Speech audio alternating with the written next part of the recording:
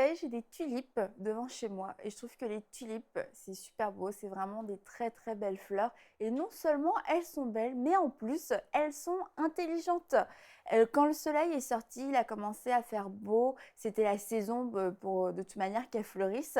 Ah waouh, quasiment du jour au lendemain, elles sont sorties, elles étaient super belles. Et là, d'un seul coup, la température a baissé, il y a eu du vent, il y a eu de la pluie. Et là, j'ai vu que mes tulipes s'étaient refermées. Et en fait, ce sont des fleurs qui se referment selon la température. Elles se ferment parce qu'elles reconnaissent à cause de la température qu'il y a un changement qui arrive. Et lorsqu'elles se ferment, en fait, elles sont en train de se protéger. Et je me suis dit, waouh, quelle intelligence! Ces fleurs sont plus intelligentes quelquefois que certaines personnes qui voient le danger arriver, qui voient un changement de température arriver, mais qui ne font rien. Et les tulipes, elles, ont été créées pour se fermer et se protéger. Et on va lire ensemble dans Proverbe 22:3. L'homme prudent voit le mal et se met à l'abri, mais ceux qui manquent d'expérience vont de l'avant en subissant les conséquences. Et ça, c'est lorsque nous, en tant qu'humains, on voit un danger arriver, on voit que quelque chose est en train de se tramer, on sent qu'il y a des circonstances adverses, des circonstances négatives qui commencent à nous environner, les nuages deviennent gris et on ne fait absolument rien. On ne se protège pas, on reste là. Oui, je t'accueille, tempête dans ma vie, je t'accueille, je ne me protège pas, je ne me prépare pas. Et on doit être vigilant à ces changements climatiques, des changements de climat spirituel autour de nous. Et on va lire ensemble dans 1 Pierre 5:8, soyez sobres, restez vigilants. Votre adversaire, le diable, rôde comme un lion rugissant, cherchant qui dévorer. Et nous devons vraiment faire preuve de vigilance spirituelle.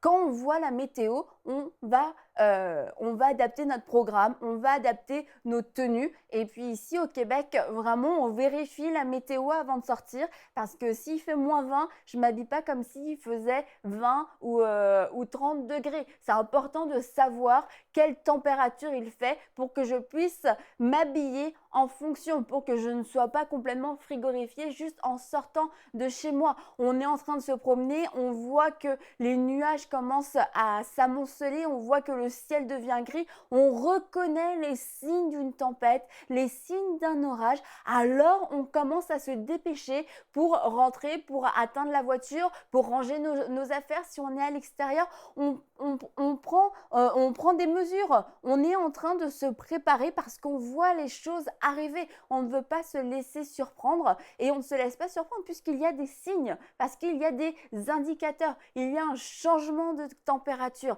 Et ce changement de température, ça peut être des oppressions qui nous tournent autour, c'est les ténèbres, c'est ce froid qui arrive qui fait que on sait qu'on doit se fermer, qu'on devrait se fermer parce que c'est le froid des ténèbres qui commence à arriver et je dois me fermer, je dois marcher dans la prudence et me dire il y a un danger qui arrive, il y a un adversaire qui rôde autour de moi, je vais me fermer pour me protéger. Et on ne peut pas juste rester ouvert et tout accueillir parce qu'on deviendrait un vrai dépotoir.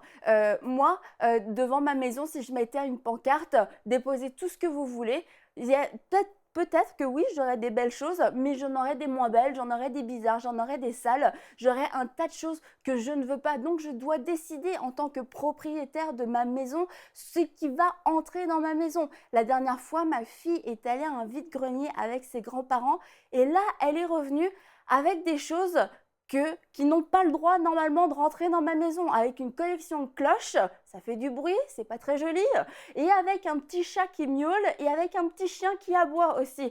Ça, c'est vraiment pas le genre de choses que j'accepte qui entrent dans ma maison en général. Pourquoi? Parce que je ne trouve pas ça utile dans la maison. Et je me ferme ma maison à ce genre de bibelot inutile parce que je ne veux pas me laisser encombrer. Je ne veux pas que ma maison ressemble à un dépotoir. Je ne veux pas que ma maison soit remplie de choses que je n'ai pas voulu dans ma maison, que je n'ai pas désiré, que d'autres gens vont mettre parce qu'ils n'en veulent plus, parce qu'ils ont besoin train de se décharger. Ma maison n'est pas un dépotoir et mon cœur n'est pas un dépotoir. Je dois garder mon cœur. Et on va lire ensemble dans Proverbe 4:20. On lit souvent garde ton cœur plus que toute autre chose, car de lui jaillissent les sources de la vie. Mais juste avant, on va lire garde les paroles au fond de ton cœur, car ils apportent la vie. Et lorsqu'on se ferme, on ne devient pas sec. Lorsqu'on se ferme, on est en train de protéger la parole de Dieu, en train de protéger la présence de Dieu en nous. On est en train de la cultiver. Et elle est en train de produire jusqu'à ce qu'il y ait quelque chose qui jaillisse, jusqu'à ce que les sources de la vie jaillissent, plutôt que d'être étouffé par tout ce que la vie, par tout ce que l'ennemi aussi voudrait venir déposer dans mon cœur. Alors je décide de me fermer à ces choses-là. Je décide de reconnaître les changements autour de moi, de reconnaître les ténèbres, et je décide de me fermer pour me protéger, pour ne pas laisser toutes ces choses néfastes entrer. Et on lit dans Hébreux 12:1, nous donc aussi, puisque nous sommes environnés d'une si grande nuée de témoins, rejetons tout fardeau et le péché qui nous enveloppe si facilement et courons avec persévérance dans la carrière qui nous est ouverte. Rejetons le péché qui nous enveloppe si facilement. Rejetons-le, fermons-nous au péché, protégeons-nous, reconnaissons les ténèbres et courons dans la présence de Dieu. Cultivons cette présence de Dieu qui est en nous, cette parole qui est en nous, et de là va jaillir la vie, de là va jaillir la présence de Dieu. C'est de l'intérieur, c'est de mon intérieur que ça va venir, et c'est pour ça que je dois choisir absolument ce qui peut entrer et ce qui ne peut pas entrer, faire preuve de sagesse, faire preuve de discernement, comme ces tulipes qui ont été créées pour pouvoir se refermer automatiquement lorsque la température baisse. Et moi aussi, je veux me fermer lorsque je sens un changement climatique spirituel, afin de me protéger et de pouvoir cultiver cette présence de Dieu dans ma vie.